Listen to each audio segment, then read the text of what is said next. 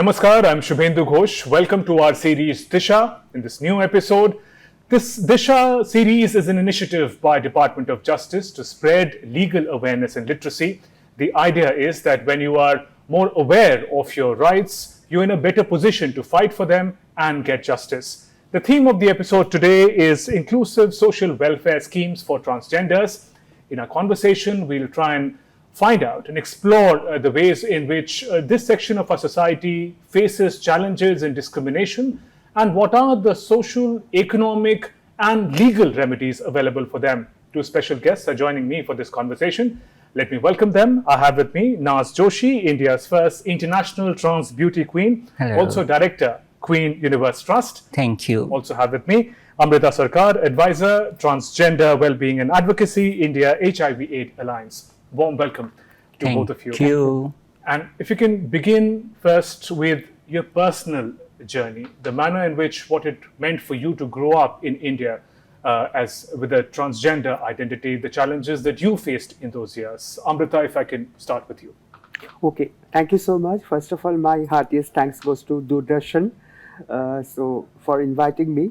So talking about my own childhood, I was born in a Bengali middle class family. I was born and brought up in Kolkata. And at that point of time, if I talk about 70s and 80s, during that time, there was no Transgender Act. 377 was very much there. So you can well imagine how the situation could be, that difficult part of it. And my mother was a school teacher. My father used to work in a government undertaking company, and I'm their only child. And there were neighbors, there were friends and all. Definitely they were not very happy because from class 3 and 4, I think, I started to cross-dress. I was very much influenced by my mother wearing her sari and all these things. So it's a long journey, and I had to face a lot of problem because I was in a boys' school. So one person who is male assigned at birth and feeling, as a woman, it's so difficult at that point of time. So every day I had to get bullied, verbally abused, sometimes physically by my, batch mates and all, sometimes by the neighbors. So it was very, very difficult. But one thing came in my mind that I have to complete my education by any means. Because I could see the difficult part of the Kinnar community at that point of time also. They were part of our country only. So the discrimination they had to face. So I was thinking I have to complete my education and I have to do something for my community. So that's the zeal you can say that through that I have come across a long years. Right. Now, if I can come to you, winning a beauty pageant is often seen as an epitome of a career. But what was it for you to grow up as a transgender and reach where you have? See, mostly children who are born in 70s. I'm also born in 1976 born. And we've had almost similar stories. I mean, we didn't have any access to media, any access to social media, and we had no acts, and people didn't know what transgender is. People used to always think it's a hijra, kinnar, or whatever. And for me, my story is much similar to what Amrita said. But my story has a little different, that my parents disowned me when I was 7 years old. They disowned me. Then I went to my uncle's place. I had faced molestation, then dance bar, then prostitution. So all these things I've seen in my life, and only because we did not have any knowledge about our rights, about our thing, because we didn't have any rights, so we had no knowledge. We had no knowledge that whether we are transgender or it's only whether we are transgender or is there something missing in us, is there something wrong in us. We used to always ask God, oh God, why you have given us this birth. So similarly, as she said, that education was something which was on her mind. Similarly with me also, my education was on my mind, but I always got it scholarship. I was a very bright student, so I got scholarship in my life. And later on, modeling and beauty pageants happened with accident, and I happened to become first India's cover model. I was a model for a famous magazine. Then I went internationally and I bagged so many crowns for India. Right. Yeah, it's wonderful to know. And as Naz mentioned, Amrita, that in 70s say that not many people knew what it means to be a transgender. But unfortunately, that may even be true now. Many may not what it means to be a transgender and who is a transgender. So for our audiences, before we talk about the rights and reforms, if you could simplify for us in gender and biological terms, what does it mean to be a transgender? That's a very good question actually, and thank you for asking that. So I can remember with support from UNDP, United Nations Development Program in 2008, we organized consultations involving the community members from the transgender community and the Hijra community as well. There we came across with working definition of transgender person and a Hijra identified person. So if I talk about a transgender person who is either male or female assigned at birth and following the gender norm of the opposite sex, as simple as that. But if we talk about Hijra community, it's a socio-cultural identity mostly, where there is a guru, there's some protocol, ritual. So if someone is associated with that gharana, with that family only, that culture only, then only he or she can be identified as a Kinnar person. Right. Naz, now today you're working towards the empowerment of people from your community. Just to get a broad idea about from 1970 to 2024, what are the key grievances that transgender community members come to you with? If you can broadly give us a perspective.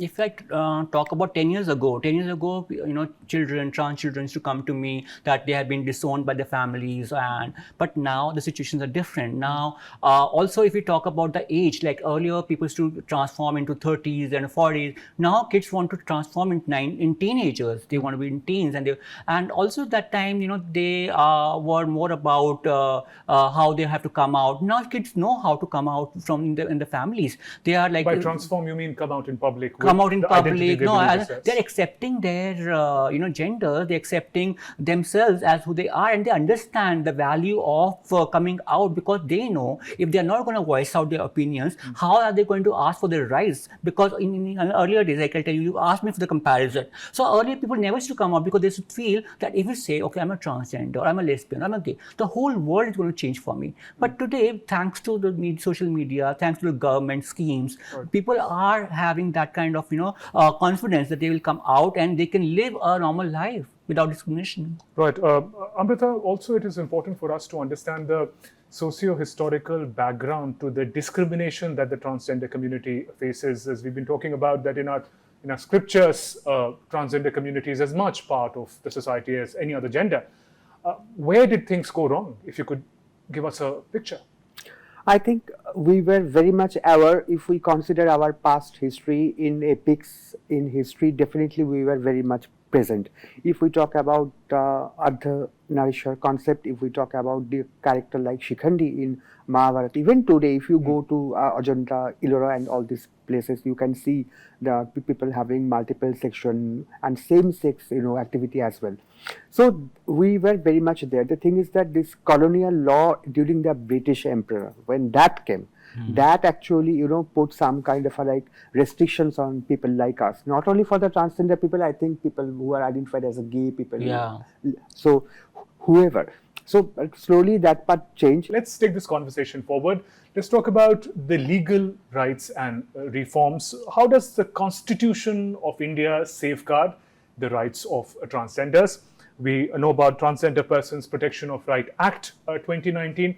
Amrita, I understand that you've also been an important participant in the reform of this legislation. If you could take us through your work and also help us understand in simple terms, what does this act have for transgender community? Okay.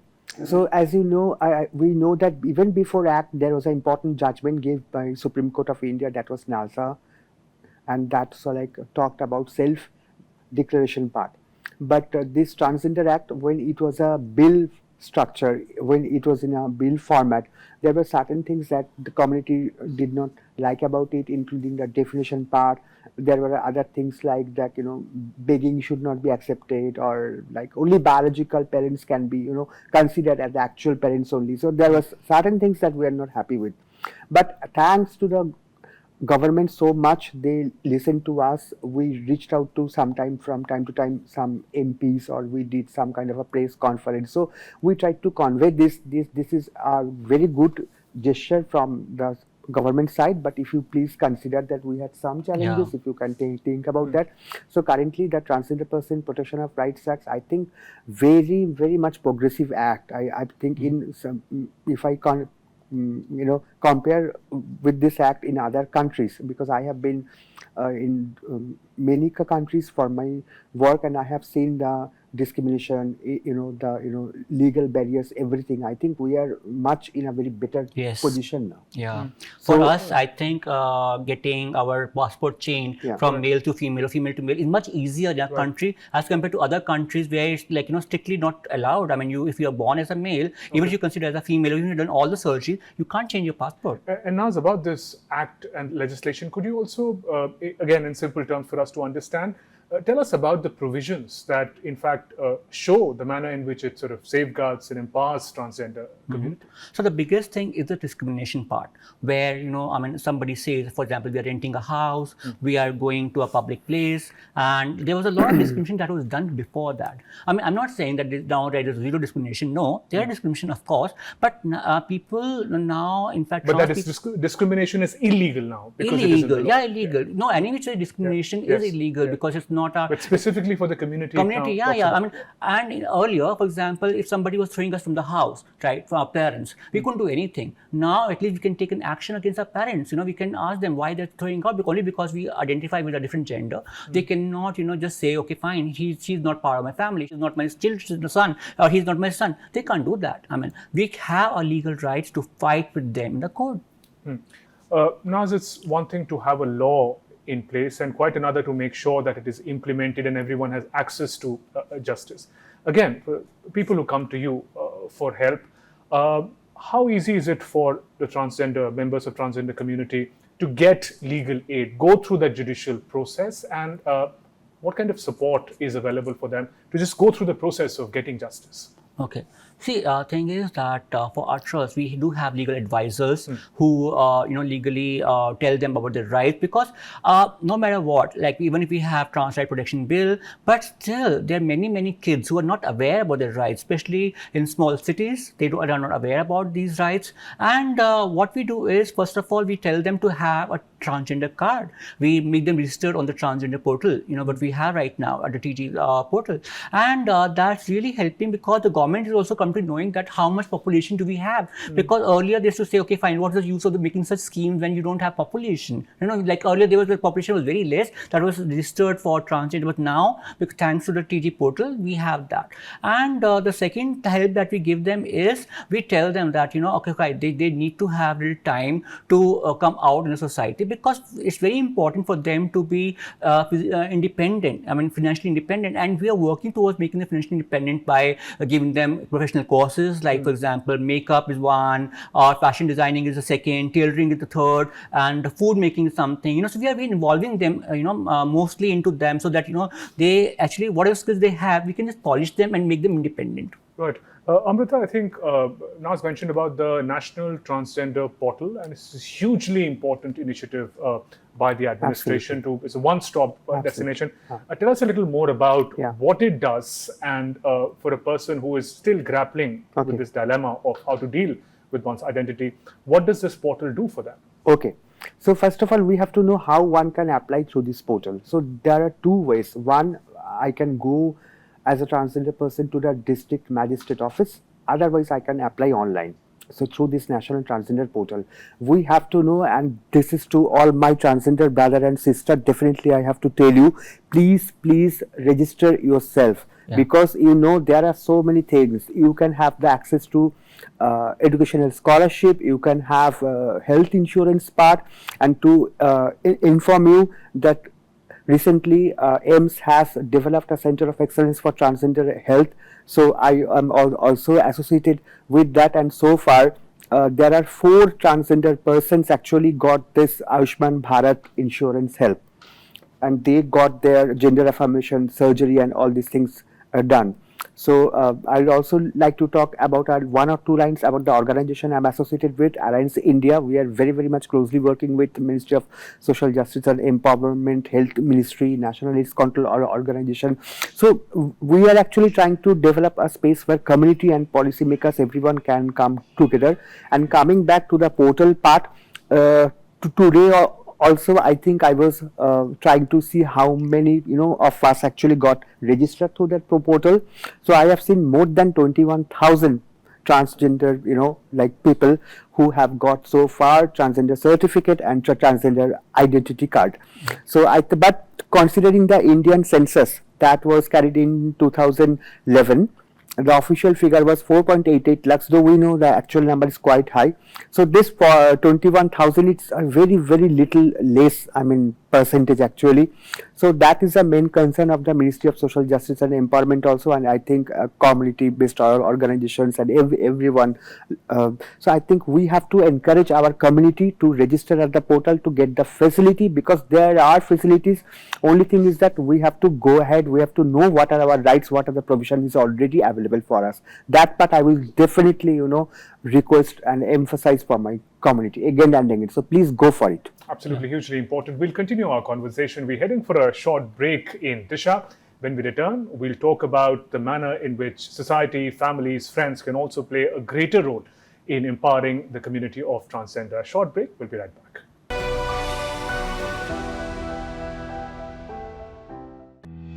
देश भर के 300 से भी अधिक संविधान सभा के सदस्यों की अथक परिश्रम और जोरदार मंथन के बाद भारत के लोगों ने स्वयं को अमृत कलश के रूप में दिया एक नायाब उपहार, संविधान। इसी जीवंत और पवित्र मार्गदर्शिका के बल पर हमें दुनिया का सबसे बड़ा और महान लोकतंत्र होने का गौरव प्राप्त है। 28 राज्यों और 8 केंद्र शासित प्रदेशों सहित 140 करोड़ से भी ज्यादा लोगों के विविधता भरे इस देश को एक सूत्र में पिरोता है हमारा संविधान। संविधान है हमारे देश का महाप्राण, जो हर एक नागरिक को सामाजिक, आर्थिक, राजनैतिक न्याय के साथ साथ प्रतिष्ठा, गरिमा और अवसर की समानता भी प्रदान करता है। गर्व है हमें अपने संविधान पर, जो हमें प्रकाश और आगे बढ़ने की प्रेरणा प्रदान करता है। स्वतंत्रता की 75 साल की गौरवपूर्ण यात्रा हमने इसकी मदद से पूरी की। समय समय पर जरूरत के अनुसार इसे और बेहतर किया। वंचितों तक इसकी पहुंच को और आसान बनाने को प्रतिबद्ध हैं हम। इसलिए लोकतंत्र के 75वें वर्ष में पूरे वर्ष हम करेंगे संविधान समर्पित। सबको न्याय, हर घर न्याय, नव भारत, नव संकल्प, विधि जागृति जैसे विविध अभियानों का आयोजन संविधान में लिखी समानता, कर्तव्य और अधिकारों के आधार पर ही हम संकल्प से सिद्धि की मंजिल भी हासिल करेंगे। हमारा संविधान, हमारा सम्मान।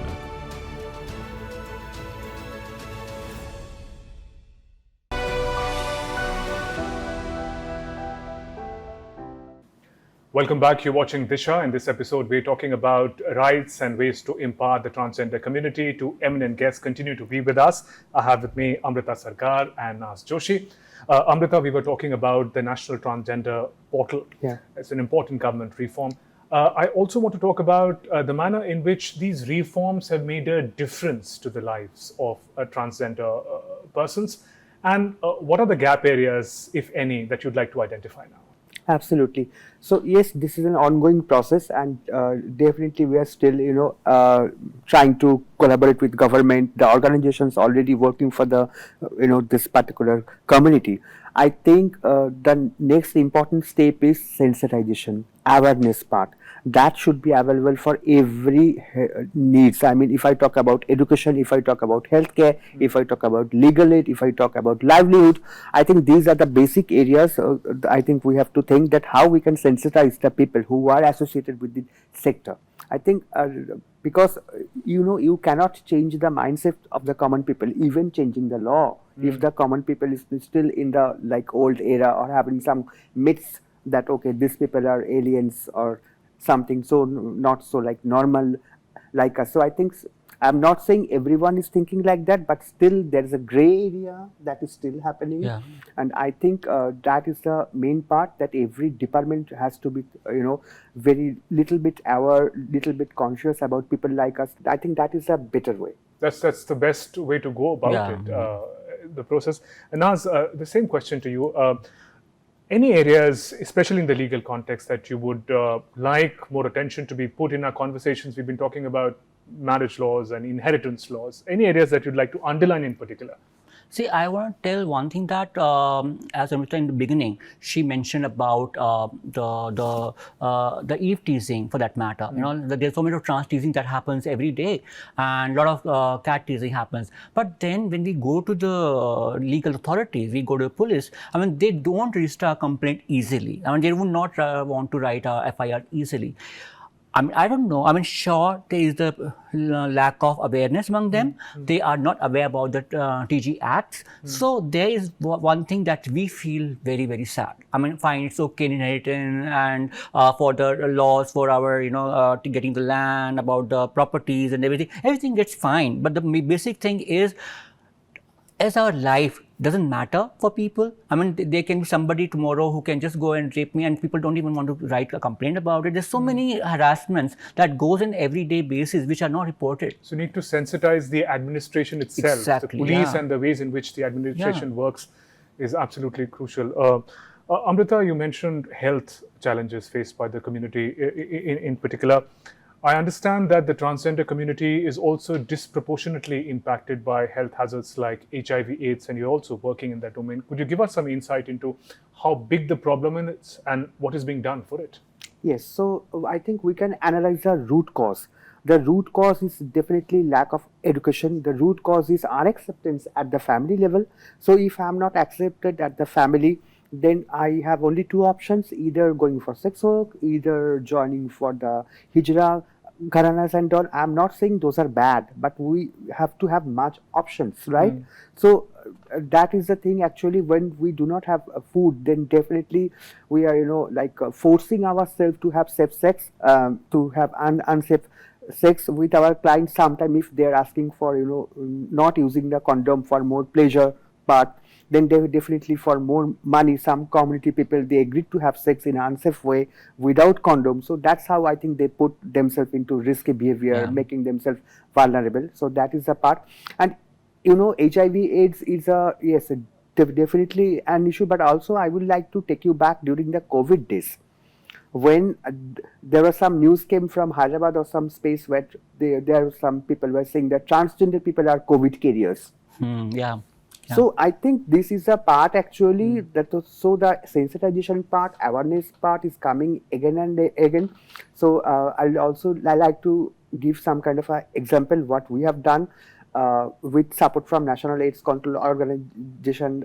We did a sensitization workshop at AIMS. But I will like to take an opportunity because we were talking about health. I think mental health, old age part are also very, very much like burning issues for us, because we are talking about the transgender portal for my community, for the general people, for the organizations also. I like to inform. Couple of months back, there's a notification came from government. Now, any organization working for any key population or marginalized population like transgender, they can actually, apply for old age home. So this is a very new and exciting part, and they have mentioned even the people like transgender community, they can be given old age home support through this service, because we already have so there are those shelter homes and support systems. 12 shelter home, but there's some restriction that people who are 45 years or more than 45 years of age, they cannot stay here. So considering our request, I'm very, very much thankful that government has considered to build old age home where even trans people can be accommodated. That's a very good move. Right. What Amrita mentioned, Nazan, it's really heartbreaking that for community members who are disowned by their own families, there are very few options for them to make a living. Many would want to know what is the space in schools and colleges and ordinary jobs that others do. What space is available for transgenders? Very briefly, if you could give us an insight on what is changing in that. See, today we have a lot of places in MNCs. I mean, they are hiring trans people, they are hiring LGBT people. It is a must, and they have changed so much that it's become very inclusive. I had interned last year in one of the MNCs just to check how's everything going, and I was very happy with the response that I got. I mean, I felt so inclusive at the workplace. HR policies are reforming for the transgenders and the LGBT people. They are bringing in laws so that how they can bring in our interest at work so that we can become more productive. Right. So people have realized at a larger level that diversity and inclusion is very important, not just for sake of having it, but also to increase productivity of any company. Thank you very much, Amrita. Thank you, Naz, Thank for joining you. us in the program today and sharing those wonderful insights. And with that, we come to the close of this episode of Disha. We've been talking about rights of transgender community. Whatever our biological gender identity may be, remember, we're all born equal. And on that note, we'll conclude this edition of Disha. Namaskar. Thank you so much.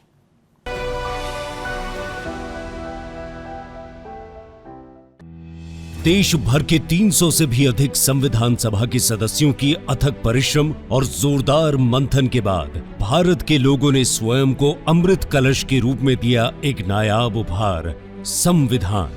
इसी जीवंत और पवित्र मार्गदर्शिका के बल पर हमें दुनिया का सबसे बड़ा और महान लोकतंत्र होने का गौरव प्राप्त है। 28 राज्यों और 8 केंद्र शासित प्रदेशों सहित 140 करोड़ से भी ज्यादा लोगों की विविधता भरे इस देश को एक सूत्र में पिरोता है हमारा संविधान।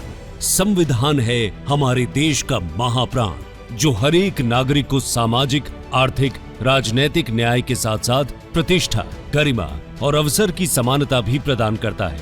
गर्व है हमें अपने संविधान पर, जो हमें प्रकाश और आगे बढ़ने की प्रेरणा प्रदान करता है। स्वतंत्रता की 75 साल की गौरवपूर्ण यात्रा हमने इसकी मदद से पूरी की। समय समय पर जरूरत के अनुसार इसे और बेहतर किया। वंचितों तक इसकी पहुंच को और आसान बनाने को प्रतिबद्ध हैं हम। इसलिए लोकतंत्र के 75वें वर्ष में पूरे वर्ष हम करेंगे संविधान समर्पित। सबको न्याय, हर घर न्याय, नव भारत, नव संकल्प, विधि जागृति जैसे विविध अभियानों का आयोजन संविधान में लिखी समानता, कर्तव्य और अधिकारों के आधार पर ही हम संकल्प से सिद्धि की मंजिल भी हासिल करेंगे। हमारा संविधान, हमारा सम्मान।